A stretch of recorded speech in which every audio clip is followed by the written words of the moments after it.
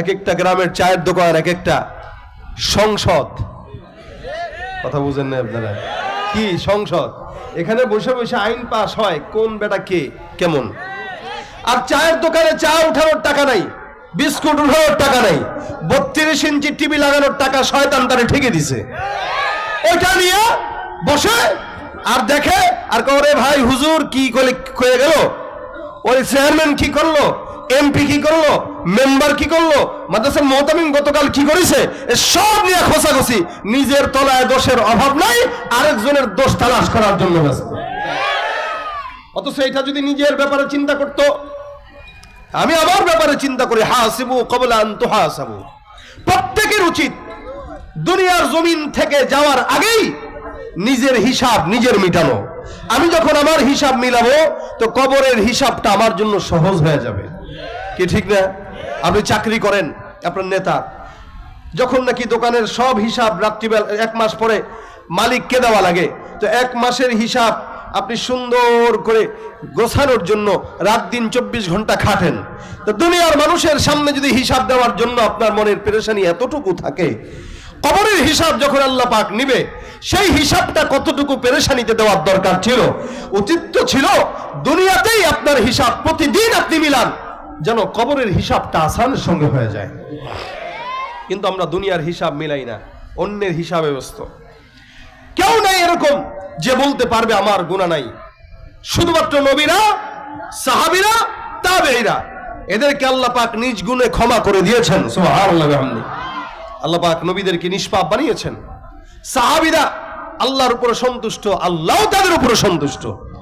নবী করিম সাল্লাল্লাহু আলাইহি সাল্লাম বলেন, এই যারা সাহাবী, যে সমস্ত সাহাবী আমাকে দেখেছে, অথবা ওই সমস্ত লোক যারা আমাকে দেখেছে অথবা আমাকে দেখেছে এদেরকে দেখেছে, অর্থাৎ তাবেঈ, আল্লাহ পাক এদেরকেও জান্নাত দিয়ে দিবেন। সুবহানাল্লাহ। তাহলে সাহাবী, নবী রাসূল এবং তাবেঈ এরা দামি জাত, এদেরকে আল্লাহ মাফ করে দিবেন ইনশাআল্লাহ। আল্লাহ মাফের ঘোষণা করেছেন। এরপরে যারা আছে এই পর্যন্ত প্রত্যেকটা বান্দার কম আর বেশ গুনাহ আছে না নাই?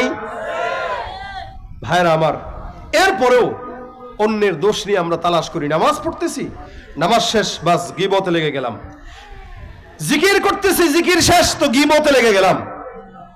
যেই মজমাই বলেন, প্রত্যেকটা মজমা গীবত ছাড়া যেন জমেই না, হালতটা এরকম। এই জন্য আল্লাহ পাক রব্বুল আলামিন বান্দাকে গুনাহ মুক্ত জিন্দেগি গঠনের কথা বলেছেন। নবী করিম সাল্লাল্লাহু আলাইহি ওয়াসাল্লাম গুনাহ মুক্ত জিন্দেগি গঠনের কথা বলেছেন। প্রত্যেকটা বান্দা যেহেতু গুনাহ আছে, একদম আকাবির আসলাফ বলেন যা বলেন, হ্যাঁ আকাবিরদের গুনাহ কম, আমাদের গুনাহ একটু বেশি। আমাদের বুজুর্গানে দিন যারা ছিল তারা আমাদের মতো ফিতনা কি পেয়েছে বলেন তো? এই বর্তমান সময় যে ফিতনা, ডিজিটাল যুগ, আমাদের অতীতে আমরা দেখেছি ডিজিটাল বাংলাদেশ দিয়েছে কে? অমুক। মোবাইল দিয়েছে কে? অমুক। ইন্টারনেট দিয়েছে কে? অমুক। আমি বলবো এই দেশটাকে নোংরা বানিয়েছে কে? অমুক। ঠিক কিনা জোরে কর। যারা দেশকে ডিজিটাল বলেছে, এদেশ নোংরামির চরম পর্যায়ে তারাই নিয়েছে, অন্য কেউ দায়ী নয়। নারীদেরকে স্বাধীনতার নামে রাস্তায় নামানো হয়েছে, নারীদেরকে উলঙ্গ করে বেহায়াপনার দিকে ঠেলে দেওয়া হয়েছে, যুবকদের হাতে ইন্টারনেটের নামে অশ্লীলতা দেওয়া হয়েছে। সুতরাং এর দায় কে নিবে? তাদেরকেই নিতে হবে। এজন্য জামানা যত সামনের দিকে যাবে, মানুষ তত জাহান্নামের দিকে আগাবে।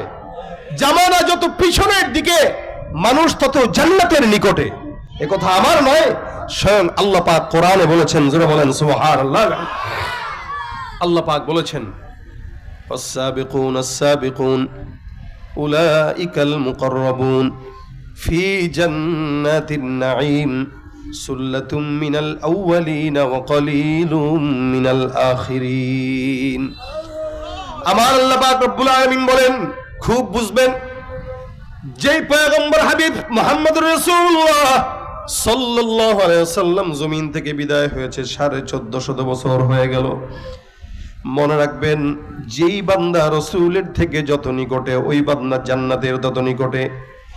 তার মানে আজকে থেকে 100 বছর আগে যেই বান্দা জন্মগ্রহণ করলো, ওই বান্দাটা আমার চাইতেও 100 বছর আল্লাহর রাসূলের নিকটবর্তী হওয়ার কারণে ওই বান্দাটা জান্নাতের নিকটবর্তী হয়ে গেছে। রাসূলের থেকে জামানা যত পিছনে, মানুষ তত জাহান্নামী। এই মুসলমান নবীর উম্মত। কারণ কি? আমি যেই ফিতনা পেয়েছি ওই ফিতনাটা আমার আকাবিররা পায় নাই। আমি যেই জামানা দেখেছি ওই জামানা আমার বাপ দাদারা দেখে নাই। এ মুসলমান, এই কারণে আজকের বাচ্চা যে জন্মগ্রহণ করলো আর আগামী 2 দিন পরে যেই বাচ্চারা জন্মগ্রহণ করলো, 2 দিন পরের জন্মগ্রহণ করা বাচ্চার থেকে আজকের বাচ্চাটা 2 দিন হলেও আল্লাহ রাসূলের নিকটই। আমার আল্লাহ পাক রব্বুল আলামিনের পয়গম্বরের নিকটবর্তী যারা, আল্লাহ বলেন ওরাই তো জান্নাতি। আল্লাহর নিকটবর্তী ওরাই তো জান্নাতি। এ মুসলমান, যদি অতীতের কথা বলি, আমি আমার দাদা বাবা, আপনাদের খালা খালু চাচা চাচি মা বাবা দাদা দাদি নানা নানের কথা যদি বলি, দেখবেন আগের সময়, আজ থেকে 20-30 বছর আগের কথা যদি বলি, গ্রামগঞ্জে মা বোনরা যখন কোনো পরপুরুষকে দেখতো, মা বোনরা পরপুরুষকে দেখার সাথে সাথে সাথেই গাছের আড়ালে চলে যেত অথবা রাস্তা থেকে নেমে পুকুরের পাড়ে দাঁড়িয়ে যেত। এ ভাইরা আমার, আগের কালের জামানা যদি বলেন, কোনো আলেম কোনো মুরব্বী যদি রাস্তা দিয়ে হেঁটে যাইতো, কোন যুবক যদি সাইকেল চালায় যাইতো, সাইকেল থেকে নেমে রোডের মধ্যে দাঁড়ায় সালাম দেওয়া শুরু করতো।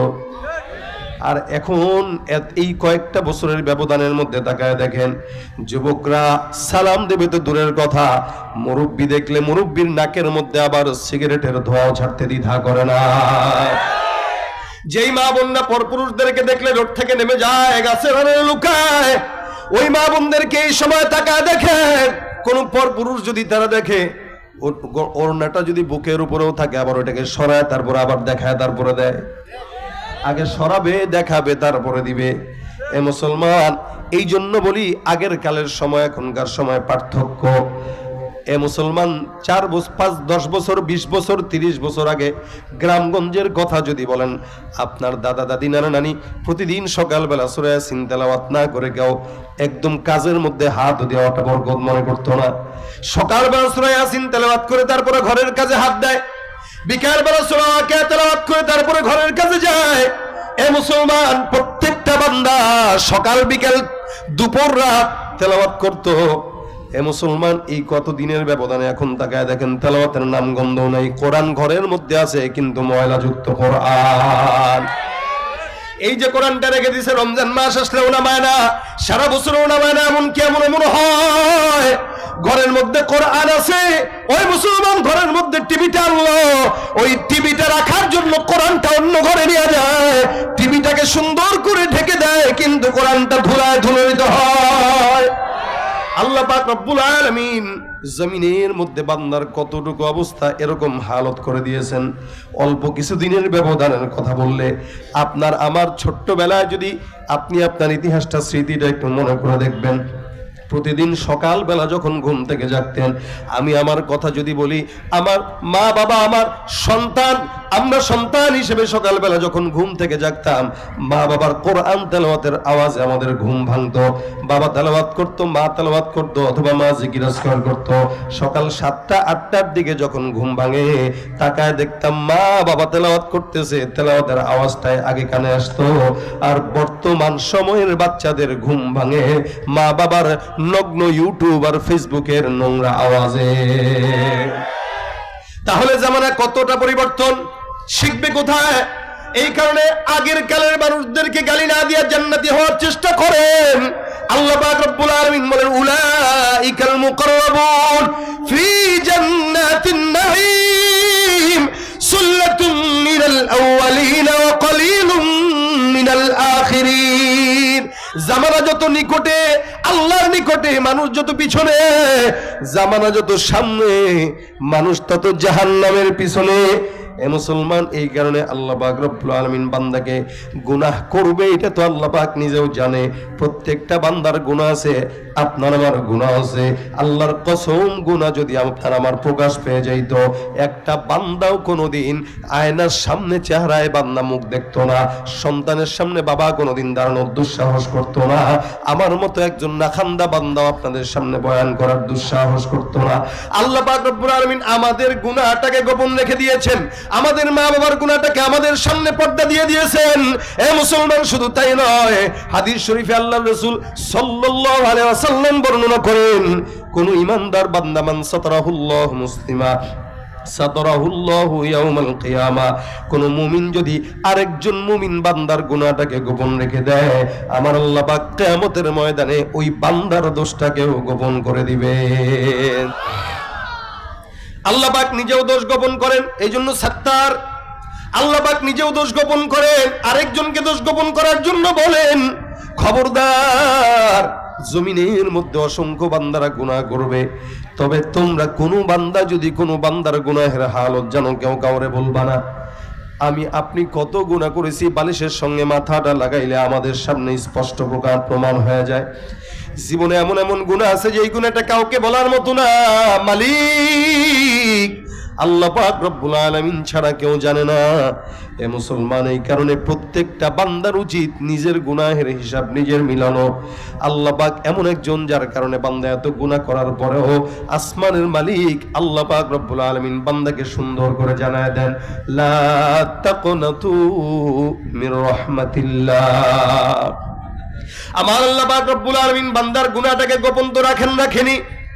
বান্দার যত গুনাহ হোক না কেন, পাহাড় সমান গুনাহ, আমার আল্লাহ ডাক দেয়া বলে, হে মুমিন, পাহাড় সমান গুনাহ যদি হয়ে যায়, আমি আল্লাহ পাক রব্বুল আলামিন ঘোষণা করলাম, খবরদার, আমার রহমত থেকে নিরাশ হওয়া যাবে না। জমিনের মধ্যে আমি আল্লাহ পাক রব্বুল আলামিন এমন একজন কুদরতওয়ালা মালিক যে আল্লাহ পাক রব্বুল আলামিন বান্দা তোমার গুনাহ দেখার পর আমি তোমাকে ঘোষণা করলাম, তুমি তোমার মালিকের রহমত থেকে নিরাশ হও না। বলেন তো, জমিনের মধ্যে এমন চমৎকার ঘোষণা কোন নেতা দেয় কিনা, কোন বাপে দেয় কিনা, পীর দেয় কিনা? কোন বাবার সামনে সন্তান যদি একবার, দুইবার, তিনবার, 10 বার পর্যন্ত ভুল করে, 10 বার ক্ষমা করলেও 12 বারের বেলায় ক্ষমা করে না, বাবা ত্যায্য পুত্র ঘোষণা করতে বাধ্য হয়ে যায়। কিন্তু আসমানের মালিক বান্দা কোটি কোটি কোটি বার যদি গুনাহ করে, আল্লাহ পাক ঘোষণা দিয়া বলেন, আলা মিন মুস্তাগফির, এমন কোন চানেওয়ালা আসো চাও, আমি আল্লাহর কাছে চাইতে দেরি, ক্ষমা করতে দেরি করি না। যারা বলেন সুবহানাল্লাহ ওয়া বিহামদিহি, সেই মালিককে আরো জোরে বলেন কে? ডাকলে শুনে কি শুনে না? আল্লাহ। আল্লাহ পাক রব্বুল আলামিন এমন একজন কুদরতওয়ালা রব, যেই বান্দা বান্দাকে বারবার ডাক দেয় বলে, হে মুমিন, আমি আল্লাহ পাক রব্বুল আলামিন তোমার জন্য আসমানে এসে ডাক দেয়া বলি, বান্দা গুনাহ যত বড় হোক, আমি আল্লাহ পাক রব্বুল আলামিন বললাম জমিনের সব বান্দা ঘুমায়, আমি আল্লাহ পাক ঘুমাই না। এলাকার মধ্যে চেয়ারম্যান ঘুমাইলে এলাকা চলে কি চলে না? মেম্বার ঘুমাইলেও এলাকা চলে, এমপি ঘুমাইলেও এলাকা চলে, রাষ্ট্রের প্রধান যদি পলায় ভারত চলে যায় তাও বাংলাদেশ চলে। এ মুসলমান, আল্লাহ যদি একটু জিমানি দেয় চলে কি চলে না? চলে। এই জন্য আল্লাহ পাক বলেন, আল্লাহু লা ইলাহা ইল্লা হুয়াল হাইয়ুল কাইয়্যুম লা তাখুযুহু সিনাতুন ওয়ালা নাওম। আল্লাহ পাক ঘুম তো দূরের কথা, তন্দ্রাচ্ছন্ন যদি 1 সেকেন্ডের জন্য হতো, এই দুনিয়া টিকতো নি? কি মনে হয় টিকতো? এই কারণে আমার আল্লাহ পাক রব্বুল আলামিন বলে, বান্দা জমিনের মধ্যে এমন কেউ নাই যেই বান্দা আপনাকে ডাকবে আর বলবে আমার কাছে চাও। আর ডাকবে তো দূরের কথা, এত বছর পর্যন্ত যাদের গোলামি করলেন, যখন পলায় গেল আপনাকে দেখেও নাই, বলেও নাই, নিয়েও যায় নাই। কথা কয় না? নিয়ে গেছে, বলে গেছে, অটোমেটিক চলে গেছে।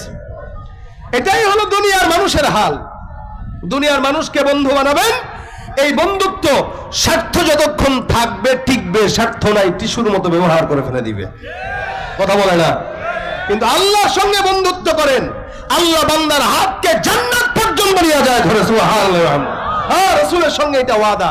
আমার পয়গম্বর ডাক দিয়ে বলেছিল সাকরাতুল মাউতের সময়, মালিক জমিনের মধ্যে আমি যে দুনিয়া থেকে বিদায় হব, আমার উম্মতদের হালত কি? আল্লাহ পাক রব্বুল আলামিন বলেন, পয়গম্বর জমিন থেকে আপনি বিদায় হবেন, আপনার টেনশনের কারণ নাই। আপনার উম্মত যারা আপনাকে মানবে, আমি আল্লাহর গোলামি করবে, এই সমস্ত বান্দাকে আপনার অবর্তমানে একা ছাড়বো না। আমি আল্লাহ পাক রব্বুল আলামিন বান্দার হাতটা ধইরা বান্দাকে জান্নাত পর্যন্ত নিয়ে যাব। আল্লাহ পাক রব্বুল আলামিন বান্দাকে এত মহব্বত করেন, এই কারণে বন্ধুত্ব আল্লাহর সঙ্গে। আলা ইন্না আউলিয়া আল্লাহ, আলা ইন্না আউলিয়া আল্লাহ খাউফুন আলাইহিম ওয়ালা হুম ইয়াহজানুন। বন্ধুকে তুমি পারো করতে মোচন অভাব দুঃখী লোকে, তুমি পরম মুক্তিদাতা মালিকে জগতের, তোমার কাছে চাই যে পানা, তোমার কাছে চাই যে পানা, আমরা প্রতিদিন তোমার দয়ায় পূর্ণ আমার সারা নিশিদিন। কার দয়া? সে আল্লাহ এখনো আছে তো, নাকি একটু রেস্টে আছে? কিছুদিন পরে আসবে, এখন একটু ঘুমায়। আল্লাহু আকবার। সেই মালিক আমাদেরকে বলতেছেন, জেনে রাখো ইন্না আউলিয়া আল্লাহ, যারা আল্লাহর বন্ধু হয়, লা খাউফুন আলাইহিম, এদের কোনো ভয় নাই। কোথায়? বলে দুনিয়ায়। ওয়ালা হুম ইয়াহজানুন, এদের কোনো টেনশন নেই। কোথায়? বলে জাহান্নামের টেনশন, আখিরাতের টেনশন, কবরে যাওয়ার পরে টেনশন না। দুনিয়াতে তো ভয় থাকবেই না, আর দুনিয়া থেকে যাওয়ার পরেও কবরে কোনো টেনশন থাকবে না। জোরে কয় না আল্লাহু আকবার। কাকে বন্ধু বানাইলে? আল্লাহকে বন্ধু বানাইলে লস না লাভ? জোরে বলো লস না লাভ?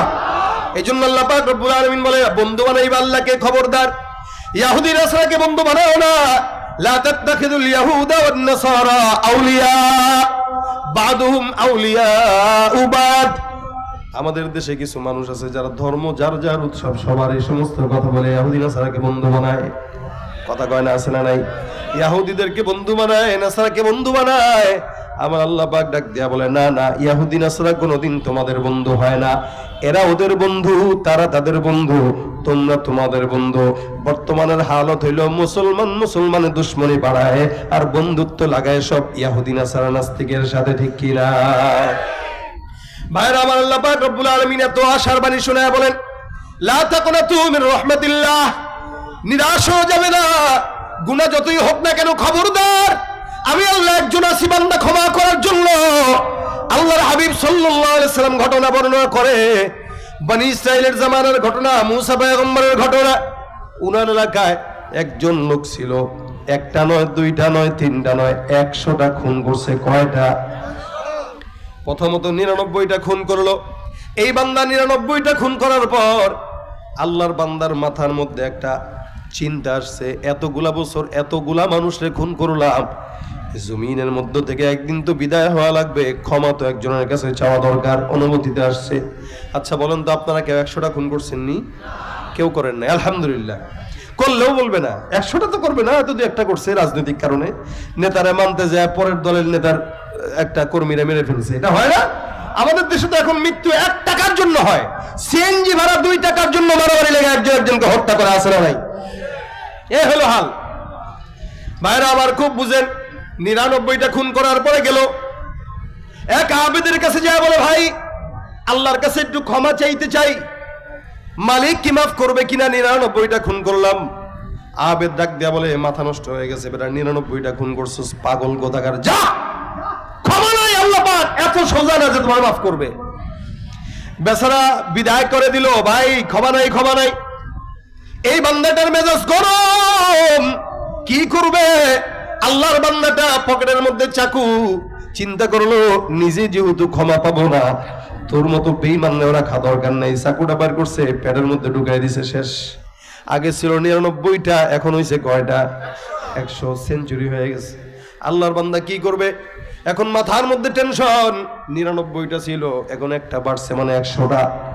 দৌড়াইতে দৌড়াইতে একজন আলেমের কাছে যায়।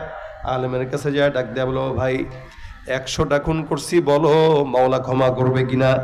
আলেম ডাক দিয়া কয়, নিশ্চয়ই কোনো বান্দার গুনাহ যদি পাহাড় সমান হয়ে যায়, বান্দার গুনাহ যেখানে শেষ, আসমানের মালিকের রহমত সেখান থেকে শুরু। এটাই হলো আলেম আর আবেদের মধ্যে তফাৎ। ফাদলুল আলিমি আলাল আবিদি কাফাদলি আলা আদনাকুম। যত বড় বুজুর্গ হন, যদি ইলম না থাকে, 1000 আবেদ একজন আলেম বরাবর হয়ে যায়। সুবহানাল্লাহ। এজন্যই তো মাদ্রাসা, আলেম বানানোর জন্য। নিজের ইচ্ছায় হাদিস কিতাব পড়াই আলেম হওয়া যায় না, এই চিন্তা বাদ দেওয়া লাগবে। মাদ্রাসায় পড়ে শিক্ষক ধরে আল্লাহ ওয়ালাদের সোহবত থেকে ইলমের যে নূর পাওয়া যায়, এই নূর নিজে নিজে পড়ে পাওয়া যায় না, ঠিক কিনা বলেন? এই জন্য ভাইরা আমার খুব বুঝবেন, আল্লাহর বান্দাটা এবার যায়, আলেম যায় ডাক দেয়া বলে যাও, এমন একজন লোক ওই জায়গায় আছে, সেখানে যাও, নিজের গুনাহগুলো মাফ করো, বান্দার হাতে তওবা করে আল্লাহর কাছে মাফ চাও, আল্লাহ পাক রব্বুল আলামিন তোমার মাফ করে দিবে। বাসার থেকে গোসল করে রওনা হয়ে গেছে তওবা করার জন্য।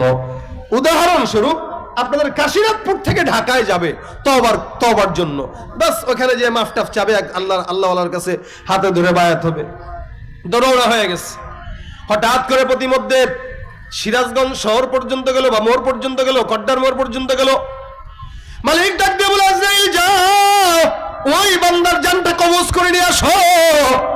আল্লাহর ফেরেশতা জিবরাইল গেল, আজরাইল গেল, জান কবজ করা হয়ে গেল, সুন্দর করে বান্দার লাশটা তৈরি হয়ে গেল। ফেরেশতা দুই দল, জান্নাতের একটা জাহান্নামের একটা। জান্নাতের ফেরেশতা ডাক দেয়া বলে মালিক এই বান্দাটা জান্নাতি, আর জাহান্নামের ফেরেশতারা ডাক দেয়া বলে না না এটা জাহান্নামী। কেন? বলে বান্দা 100টা খুন করার পর আবার কেমনে আল্লাহর কাছে ক্ষমা পায়? আর জান্নাতের ফেরেশতারা ডাক দেয়া বলে না না এই বান্দাটা 100 খুন করলেও তওবার জন্য কিন্তু রওনা হয়ে গেছিল। সুবহানাল্লাহ। নিয়ত যদি করে কেউ, মাশাআল্লাহ, কেউ যদি নিয়ত করে, আল্লাহ পাক মুসলমানকে এত অফার দিয়েছেন, কেউ যদি নিয়ত করে নেক কাজের, তো নিয়ত করলো কিন্তু নেক কাজ করেও নেই, আল্লাহর হাবিব বলেন একটা পরিপূর্ণ নেকি তার আমলনামায় লেখা হয়ে যায়। মানে হাম্মা বিহাসানাতিন কাতাবাল্লাহু লাহু হাসানাতান কামিলা। নবী বলেন কেউ যদি খালি নিয়ত করে, তা আল্লাহ পাক তার আমলনামায় পরিপূর্ণ নেকি একটা লিখে দান করেন। নিয়ত করেন ফজর নামাজ পড়বো ইনশাআল্লাহ, ইনশাআল্লাহ, এই যে পড়েন নাই কিন্তু নেকি লেখা হয়ে গেছে। আর গুনাহের নিয়ত করবেন, যতক্ষণ গুনাহ না করবেন ততক্ষণ গুনাহ লেখা হবে, করার পরেও আলাদা সময় দেওয়া হবে যে আপনি মাফ চান কিনা, যদি চান তো আল্লাহ পাক ক্ষমা করে দিবেন। এটা হলো ইমানদারের আল্লাহর তরফ থেকে পাওয়ার। সেখানে বান্দা তাওবার নিয়ত করছে কিন্তু হায়াত শেষ। দুই দল, একদল মারামারি করে আল্লাহ পাক জান্নাতে, আরেক দল কয় জাহান্নামে। মালিক তাকে সমাধান দেয়, ডাক দেয়া বলে ফেরেশতা যাও যাও, এই বান্দা যে বাসার থেকে তওবার দরজা পর্যন্ত রওনা হয়ে গেছে, বান্দার তওবার দরজা পর্যন্ত রাস্তা যদি বেশি হয় বান্দা জান্নাতে যাবে, আর যদি রাস্তা কম হয় বান্দা জাহান্নামে যাবে। এবার যাও ফেরেশতারা মাপা শুরু করে দাও, 1 হাত 2 হাত 3 হাত করে আল্লাহর ফেরেশতারা মাপা শুরু করে দিল। আমার আল্লাহ পাক ডাক দেয়া বলে হে জমিন, আমি আল্লাহ পাক রব্বুল আলামিন আদেশ করলাম জমিন, যেই বান্দাটা 100টা খুন করার পর তওবার নিয়ত করলো, হায়াত নাই, ওই বান্দাটার জন্য জমিন তুমি জান্নাত পর্যন্ত দীর্ঘ লম্বা হয়ে যাও। জমিন লম্বা হয়ে গেল, আল্লাহ পাকের ফেরেশতারা মাপা শুরু করে দিল। মাপতে মাপতে মাপতে মাপতে তাকায় দেখে বান্দার জান্নাতের রাস্তা পর্যন্ত লম্বা দীর্ঘ রাস্তা হয়ে গেছে। আল্লাহ পাক ডাক দেয়া বলে এই রাস্তা কোন দিকে লম্বা? আল্লাহর ফেরেশতারা বলে আল্লাহ বান্দার রাস্তা তো জান্নাতের দিকে লম্বা। আল্লাহ পাক ডাক দেয়া বলে যাও, যেদিকে রাস্তা বেশি বান্দাকে ওদিকেই নিক্ষেপ করে দাও, অর্থাৎ এই বান্দার জন্য আমি আল্লাহর তরফ থেকে পুরস্কার হিসেবে আমি জান্নাত দান করে দিলাম। এটা বনি ইসরাইলের এক সাধারণ 100 খুনের অধিকারী এক ব্যক্তির ঘটনা। যদি বনি ইসরাইলের কোন ব্যক্তি 100 খুন করার পরেও তওবা না করে নিয়ত করার কারণে আল্লাহ জান্নাত দিতে পারে, আপনি আমি তো আখেরি জামানার পয়গম্বর মুহাম্মদুর রাসূলুল্লাহ সাল্লাল্লাহু আলাইহি ওয়াসাল্লামের উম্মত, মাফ আমরা পাবো না তো পাবে কে? জোরে বলেন ঠিক কিনা? মাফ পাবো তো ইনশাআল্লাহ, সত্য। আমার আল্লাহ পাক ডাক দেয়া বলেন ফাকুলতু আস্তাগফিরু রাব্বাকুম ইন্নাহু কানা গাফফারা। এ বান্দা আমি তওবা করতে বললাম। কোন ইমানদার বান্দা যখন তওবা করে আল্লাহ পাক রব্বুল আলামিন বলেন তোমরা তোমাদের রবের কাছে তওবা করো, নিশ্চয়ই তোমাদের রব তোমাদেরকে ক্ষমা করে দিবেন। সুবহানাল্লাহ। হাজার গুনাহ। পয়গম্বর বলেন কোন ইমানদার বান্দা যদি একবার পড়ে আস্তাগফিরুল্লাহ রাব্বি মিন কুল্লি যামবি ওয়া আতুবু ইলাইহি, আল্লাহর নবী ডাক দিয়া বলেন একবার ইস্তিগফার করার কারণে বান্দার সমুদ্রের ফনা পরিমাণ যদি গুনাহ হয়, আমার আল্লাহ পাক রব্বুল আলামিন ওই বান্দার গুনাহ সব মাফ করে দিবেন। একবার যদি কেউ ইস্তিগফার পড়ে, একবার, আমার আল্লাহ পাক ডাক দিয়া বলেন ফাকুল তুস্তাগফিরু রাব্বাকুম, বেশি বেশি তোমরা তোমাদের রবের ইস্তিগফার করো। বলেন আস্তাগফিরুল্লাহ, আরো জোরে আস্তাগফিরুল্লাহ। ফাকুল তুস্তাগফিরু রাব্বাকুম, তোমরা তোমাদের রবের কাছে ইস্তিগফার করো। কোন না আল্লাহ পাক রব্বুল আলামিনের কোন ইমানদার বান্দা যখন ইস্তিগফার করে, আল্লাহ পাক রব্বুল আলামিন ওই বান্দাকে ইস্তিগফারের মরণ দান করে দেয়। সুবহানাল্লাহ। এ ভাইরা আমার, হাসান আল বসরি রাহমাতুল্লাহ আলাইহি বহুত বড় একজন বুজুর্গ। উনি একবার সুন্দর করে বসা মজলিসের মধ্যে উনার খাদেমরা বসা গল্প করতেছেন। খুব বুঝবেন, প্রতিমধ্যে একজন বান্দা তার ঘরের মধ্যে ঢুকলো, ঢুকে ডাক দিয়া বলতেছে হুজুর আমার গুনাহ হয়ে গেছে, এমন এমন গুনাহ করছি আপনাকেও বলা যাবে না, কাউকেও বলা যাবে না, আমি আর আমার মাওলা জানি। এমন একটা আমল শিখায় দেন যে আমলের কারণে আসমানের মালিক আমারে ক্ষমা করে জান্নাত দান করে দিবেন। হাসান বসরি ডাক দেয়া বলে যাও যাও, বাসায় যায় সুন্দর করে বেশি বেশি পড়বা আস্তাগফিরুল্লাহ আস্তাগফিরুল্লাহ আস্তাগফিরুল্লাহ, এটা পড়বা বেশি বেশি। যাও, আমল দেয়া দিল, গুনাহ মাফের জন্য আমল কি দিল বলেন তো? আস্তাগফিরুল্লাহ। আবার আরেকজন আসছে, এসে ডাক দেয়া বলে হুজুর আসমান থেকে বৃষ্টি হয় না, আমাদের এলাকায় দুর্ভিক্ষ হয়ে গেছে, এমন কোন আমল শিখা দেন যে আমলের কারণে আল্লাহ পাক আসমান থেকে বৃষ্টি দিবে। হাসান আল বসরি ডাক দেয়া বলে যাও বেশি বেশি ইস্তিগফারের আমল করো, আসমান থেকে বৃষ্টি আসবে। প্রথম জন যে গুনাহ মাফের জন্য আসলো তাকেও বললো ইস্তিগফার পড়ার জন্য, দ্বিতীয় যে বৃষ্টি হওয়ার জন্য আসলো তাকেও বললো কি ইস্তিগফার। আবার আরেকজন লোক ঢুকলো, ডাক দেয়া বলতেছে হুজুর আমার সম্পদের অভাব, টাকা পয়সা নাই, বিপদের মধ্যে আছি, বউরে খাওয়াইতে পারি না, এমন কোন আমল শিখা দেন যে আমলের কারণে আল্লাহর কাছে সম্পদের মালিক হতে পারবো, বলতে পারবো। হাসান বসরি ডাক দেয়া বলে যাও যাও বেশি বেশি ঘরের মধ্যে ইস্তিগফারের আমল চালু করে দাও, তুমিও পড়বা, তোমার বিবিকেও বলবা। তিনজন তিন ঝামেলা নিয়ে আসলো, তিনজনকেই বললো ইস্তিগফার পড়ার জন্য। 4 নাম্বার আরেকজন বান্দা আসলো, ডাক দিয়া বলতেছে হুজুর সন্তান নাই, এমন একটা আমল শিখায় দেন যেন আল্লাহ পাক রব্বুল আলামিন সে আমলের বরকতে সন্তান দান করে। আমাদের দেশে তো সন্তান যদি কারো না হয় সোজা চলে যায় খাজা আর মাজারের মধ্যে, ঠিক কিনা জনগণ? মাজারে যায়, বাবার কাছে সেজদা দিয়া তারপরে সন্তান চায়। আবার কেউ কেউ আছে সোজা ডাইরেক্ট বাবার কাছে বউ নিয়ে হাজির হয়ে যায়, বাবা অনেক দিন বিয়ে করলাম, সন্তান টন্তান হয় না, একটা সন্তান দেন। বাবাও সেই কোয়ালিটির, আস্তে করে হাইসা হাইসা কয় আরে পাইছি ব্যাকল একটা, ও ঠিক আছে সন্তান হবে। বিবিরে আমাদের এই খানকায় 1 মাসের এতেকাফে রেখে যাও খাজার দরবারে, আর বাবার বাজারে যদি বিবিকে এতেকাফে রাখা হয় আর পরে যদি সেই সন্তান হয়, বুঝতে হবে ওই সন্তান আপনার না, আপনার বাবার, ঠিক কিনা ধরে গান। এই খাজার দরবারে বাবার কাছে যা সেজদা দেওয়া যাবে? সন্তান চাওয়া যাবে? এই যদি কেউ চায় ঈমান থাকবে কি? কথা কয় না, থাকবে? আমাদের এই দেশে অসংখ্য মাজার আছে, আজমতি সেজদার নাম দিয়া শিরিক করতেছে, আছে না নাই? অসংখ্য জায়গা আছে। আমরা মাজারের বিরোধিতা করি না, আমরা বলি এটা তোমরা মাজারে যাও, সমস্যা নাই। তোমরা যদি মাজারে তোমার বাবার কবর জিয়ারত করতে যাও সেটা ভিন্ন হিসাব, কিন্তু বাবাকে আসমানে উঠায়া আল্লাহর কাছে নামায়া বাবার দরবারে যে সেজদা করা, সন্তান চাওয়া, সম্পদ চাওয়া, ধন সম্পদ চাওয়া কোন ইমানদারের কাজ হতে পারে না, এটা কাফের আর মুশরিকদের কাজ হতে পারে, ঠিক কিনা ধরে কয়? পীরগিরি আর মাজার পূজা চলছে দেশটা জুড়িয়া, শিরকি আর ভণ্ডামিতে দেশটা গেছে ভরিয়া। পীরগিরি আর মাজার পূজা চলছে দেশটা জুড়িয়া, শিরকি আর ভণ্ডামিতে দেশটা গেছে ভরিয়া।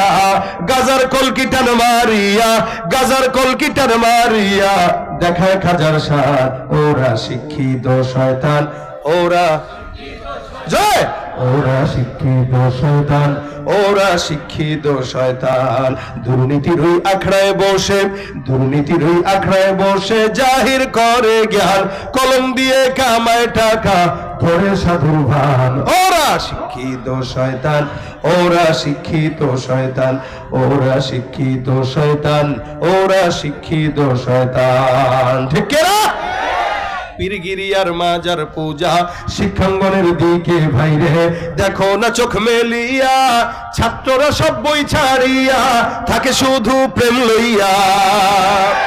শিক্ষাঙ্গনের দিকে বাইরে দেখো না চোখ মেলিয়া, ছাত্ররা সব বই ছাড়িয়া থাকে শুধু প্রেম লইয়া। অস্ত্র সে তো সঙ্গের সাথী, অস্ত্র সে তো সঙ্গের সাথী হইতে মাস্তান।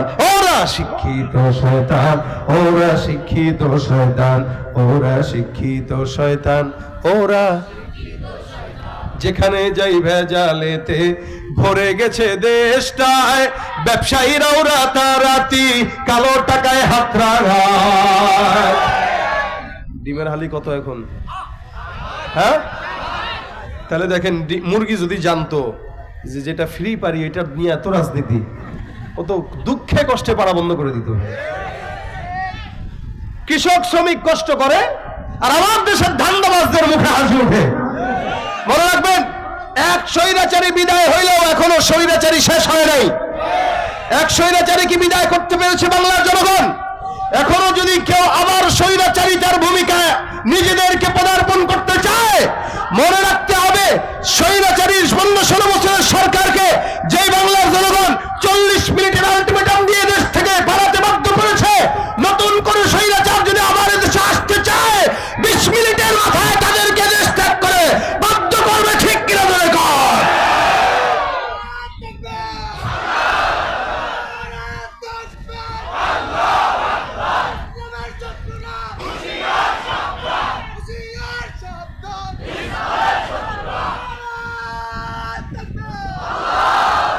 যেখানে যাই ভেজালেতে ভরে গেছে দেশটায়, ব্যবসায়ীরাও রাতারাতি কালো টাকায় হাত রাগায়। ভেজাল থেকে বাঁচতে হলে, ভেজাল থেকে বাঁচতে হলে খোলা রাখো কান। ওরা,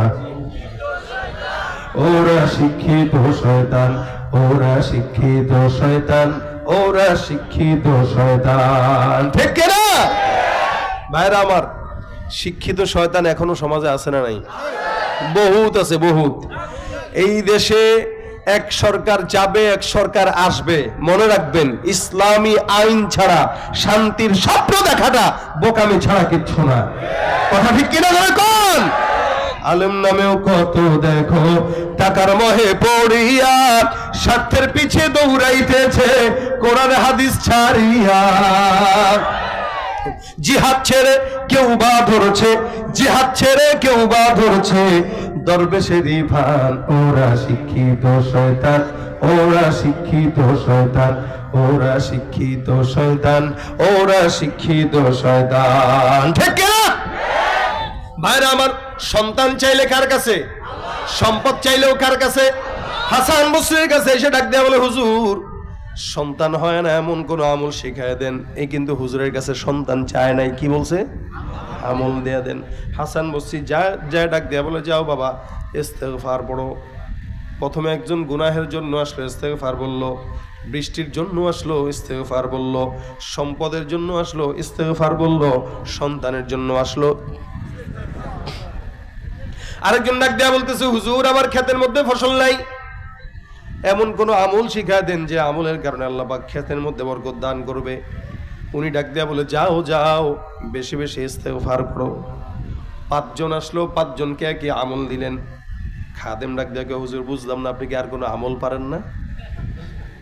একটা আমল। তোর পীরের কাছে যদি 10 জন যায় বলে, আর 10 জনে যদি খালি একটা আমল দেয়, মানুষকে হুজুরে মনে হয় বেশি পড়ালেখা জানে না, একটাই শিখছে, এটা নিয়েই চালায় দেয় সব জায়গায়। হাসান বসরি হাসে আর বলে, কয় কেন? 5 জন আসলো একই আমল, কারণটা কি? হাসান আল বসরি ডাক দেয়া বলে, 5 জন যে আসলো একই আমল দিলাম, কারণ এই আমলটা আমিও দিই না, আমার বাপেও দেয় নাই, দাদাও দেয় নাই। আমি যে আমলটা দিয়েছি ওই আমলটা আমার আসমানের মালিক আল্লাহ রাব্বুল আলামিন দিয়েছে। সুবহানাল্লাহ। বুঝেন, আল্লাহ আমল দিয়েছে, কোনো পীর না, কোনো বুজুর্গ না। আপনি আপনার পীরের আমল পাইলে তো একদম 24 ঘন্টা আমল করতে থাকেন। মালিক যে আমল দিয়েছে ওই আমলটা তো আমাদের 24 ঘন্টা করা দরকার, ঠিক না? হাসান বসরি ডাক দেয়া বলে, আমার আল্লাহ কোরআনে বলেছেন, ফাকুলতু আস্তাগফিরু রাব্বাকুম ইন্নাহু কানা গফফারা। নিশ্চয়ই এক নাম্বার, কোন বান্দা যদি ইস্তেগফার করে, ওই বান্দা যদি গুনাহগার থাকে, ওই বান্দার গুনাহ থেকে মুক্ত করে বান্দাকে মাফ করার দায়িত্ব আল্লাহর। এই জন্য আমার আল্লাহ বলেছেন, মুমিন গুনাহ হয়ে গেলে 1 নম্বরে আমল কি বলেন? ইস্তেগফার। 2 নম্বর আমার আল্লাহ ডাক দেয়া বলেন, ইউরসিলিস সামা আলাইকুম মিদরারা। কোন ইমানদার যদি ইস্তেগফার আদায় করে, আমার আল্লাহ পাক রব্বুল আলামিন ডাক দেয়া বলে, ওই বান্দা আসমান থেকে আমি আল্লাহ ইস্তেগফারের মাধ্যমে সুন্দর রহমতের বৃষ্টি দান করব। আমলটা দিছেন কে? 3 নম্বরে, কোন ইমানদার বান্দা এমন যদি থাকে যেই বান্দাটার সম্পদ নাই, রিজিকের অভাব, দোকানে বরকত নাই, বেচা কিনা নাই, বাজারের দোকান আছে, আল্লাহ পাক রব্বুল আলামিন বলে, কেউ যদি ইস্তেগফার আমল করে, ওয়ুমদিদকুম বিআমওয়াল, ওই বান্দার রিজিকের ওসাত আমি আল্লাহ কুদরতি ভাবে দান করে দিব। সুবহানাল্লাহ। আবার কোন বান্দা সন্তান যার নাই, বিয়ে হয়ে গেছে, বউরে খালি দোষ দেয়। আমাদের দেশে সন্তান না হলে খালি বউর দোষ, বেটার দোষ থাকলেও বেটা কয় না, খালি বউর দোষ। আমার আল্লাহ পাক ডাক দেয়া বলেন, ইস্তেগফার করো। কোন বান্দা যদি সন্তান না হয়, আমি আল্লাহ কুদরতি ভাবে বান্দাকে সন্তানের ব্যবস্থা করে দিব। বান্দার ফসল যদি বরকত না হয়, খেতে যদি ফসল না হয়, ইস্তেগফার করো। ইমদিদকুম বিআমওয়ালি ওয়া বানিনা ওয়া ইয়াজআল লাকুম জান্নাত ওয়া ইয়াজআল লাকুম আনহারা। ও যা নিয়ামত দরকার সব নিয়ামত আমি দিব। আমল কয়টা? কি ভাইরা আমার খুব বুঝবেন। এই কারণে হাদিস শরীফে পয়গম্বর বলেন, আমি নিজেও প্রতিদিন 100 বার ইস্তেগফার করতাম। সুবহানাল্লাহ। রাসূল কয়বার পড়তেন?